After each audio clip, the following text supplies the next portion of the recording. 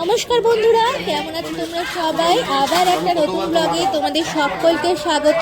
সেদিনকে সকাল সকাল চলে গেছিলাম মাছ কিনতে, আর এখানে দেখো কত রকমের মাছ আছে। আর যখন আমি আসি না, এই আন্টিটার কাছেই মাছ কিনি। প্রচণ্ড ভালো মাছ দেয়। আমি খুব প্রমোশন করছি না, আমার ব্যক্তিগতভাবে খুব ভালো লাগে, মানে মাছটা টাটকা থাকে। আমি খুব একটা ভালো মাছ চিনি না, কারণ বাজারে তো অনেকেই মাছ নিয়ে বসে, তো আমি সবার কাছে মাছ কিনেও না, খুব একটা ভালো চিনিও না। তবে আমার কিন্তু ছোট থেকেই, যখনই বাবার সাথেও আসতাম, আমি কিন্তু মাছের বাজার বেশ ঘুরে ঘুরে দেখতাম। আমার বেশ মজা লাগতো এবং এখনও আমার ততটাই মজা লাগে। যেহেতু অনেক সকালে এসেছি, দোকান এখনো তখনও ভালো করে খোলেনি, আর আমার শরীরটা ভালো ছিল না বলে হাঁটতে হাঁটতে এসেছিলাম। তাই অনেকটা মানে হাঁটাহাঁটি করলে না শরীরটা অনেকটা ফ্রিও লাগে। তো দেখলাম সব সবজি নিয়ে সবে বসেছে। সেদিনকে যেহেতু আমার এটা ছাড়া আর কিছু কেনার ছিল না বলে তখন আর কিছু কিনিনি, মাছ নিয়ে সোজা আমি বাড়ির দিকে হাঁটা দিয়েছিলাম। গুড মর্নিং বন্ধুরা, আজকে সকাল সকাল গিয়ে মাছ কিনে নিয়ে এলাম। শরীরটা ভালো লাগছে না, কিচ্ছু খেতে ইচ্ছা করছে না, জানি না কেন। মানে কেমন একটা গা গোলাচ্ছে, অম্বল অম্বল লাগছে। তো বাজারে গিয়ে না আমি একদম চারাপোনা কিনে নিয়ে এসেছি। মাকে বললাম চারাপোনা মাছের ঝোল আর পাতলা করে ঝোল করো আর ভাত, ব্যাস, আর কিচ্ছু খাবো না।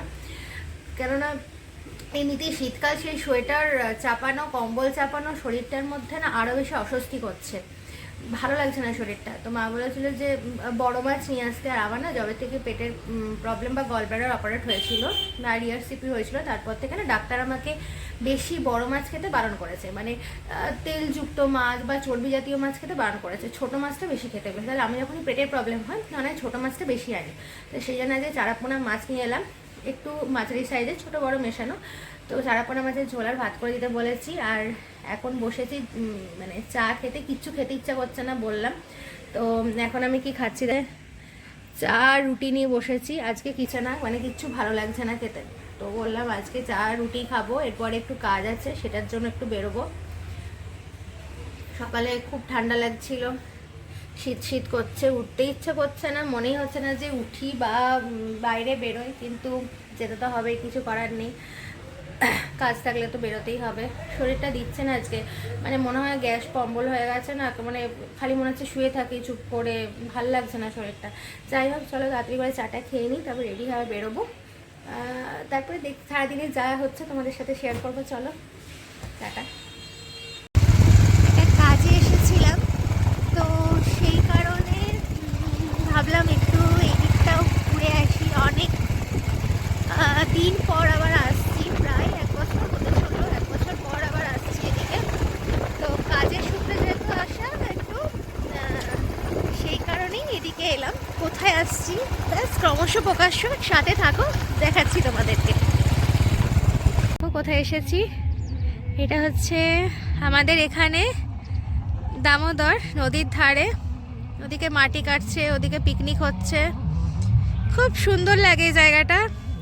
আগে তো মাঝে মাঝে আসতাম, এখন গত 1 বছর পর আবার এলাম। 1 বছর পর বলবো কি, হ্যাঁ, আগের বছর 25-এ এসেছিলাম, যখন বিহারীনাথ গেছিলাম, তখন এই ব্রিজটার ওপর দিয়ে গেছিলাম। আমার ভীষণ ভালো লাগে এই জায়গাটা। এ দেখো নদীর জলটা না এখন কম আছে, দেখো মানে দেখা যাচ্ছে পুরো, মানে চরটা দেখা যাচ্ছে। বর্ষাকালে প্রচুর জল থাকে, যখন জল ছাড়ে ভীষণ ভালো লাগে আমার এই জায়গাটা। পুরো রোদ চারদিকটা, এখানে কিছুক্ষণ সময় কাটাবো, তারপরে বাড়ি যাব। বাড়ি এসে গেলাম, বাড়ি এসে এই যে আজকে মাছ নিয়ে এসেছিলাম, পোনা মাছ, ওটাই করব আলু দিয়ে পাতলা ঝোল। রসুন কেটেছো? না, রসুনটা কাটা হয়নি। আর এদিকে কি বানাবে? পালং শাকের তরকারি করব, মূলো, বেগুন, শিম, গাজর দিয়ে আর পালং শাক দিয়ে একটা তরকারি হবে। বাহ, ঠিক আছে। তুমি মাছের ঝোল আর মাছের ঝোল, চাটনি। শীতকালে আর ইচ্ছে করে না বলো বেশি কিছু বানাতে। খাবারই তো লোক নাই, দুটো তো মাত্র মানুষ, কে খাবে? ঠিক আছে, চলো বানিয়ে নিই। তেলটা নিয়ে আসি। হ্যাঁ, গরম গরম পোনা মাছ ভাজা ভেজে রেখেছি, একটু বড় সাইজেরই নিয়েছি, গোটাই রেখেছি, মাঝখানে আর কাটিনি। এদিকে ঝোলটা ফুটছে, আর একটু ফুটুক, আলুটা সেদ্ধ হোক, তারপরে মাছটা দিয়ে দেবো। এদিকে পালং শাক কাটা হয়ে গেছে, মানে কেটে সমস্ত মাছ ধুয়ে রেখেছে। দাও তুমি, কোনো অসুবিধা নেই। এদিকে মা ধনেপাতা দিচ্ছে, আলু দিয়ে ধনেপাতা দিয়ে চারাপোনা মাছের ঝোল। ওদিকে তরকারি কেটে রাখা আছে। শরীরটা ঠিক লাগছে না বলছিলামই। এদিকে ওয়াশিং মেশিন চালিয়েছি, কাপড় জামাগুলো কাচবো, কারণ রোদ নেই না। কেচে ড্রাই করে, সোয়েটারগুলো প্রচণ্ড ময়লা হয়েছিল, কেচে ড্রাই করে একেবারে মিলে দেবো। আজকে যেন ভিডিওটা এইটুকুই। আমার ভিডিওগুলো কেমন লাগছে তোমরা কিন্তু অবশ্যই কমেন্ট বক্সে জানিও। ভালো লাগলে লাইক শেয়ার কমেন্ট করতে কিন্তু ভুলো না। আর এরকমই মজার মজার ভিডিও পেতে আমার এই সাধারণ একটা ছোট্ট একটা পরিবার মাকে নিয়ে এটা দেখতে যদি তোমাদের ভালো লাগে তাহলে অবশ্যই বেল আইকনটা ক্লিক করে দিও। সাবস্ক্রাইব করতে একদম ভুলো না। সবাইকে ভালো রেখো আর নিজেরাও ভালো থেকো। টাটা।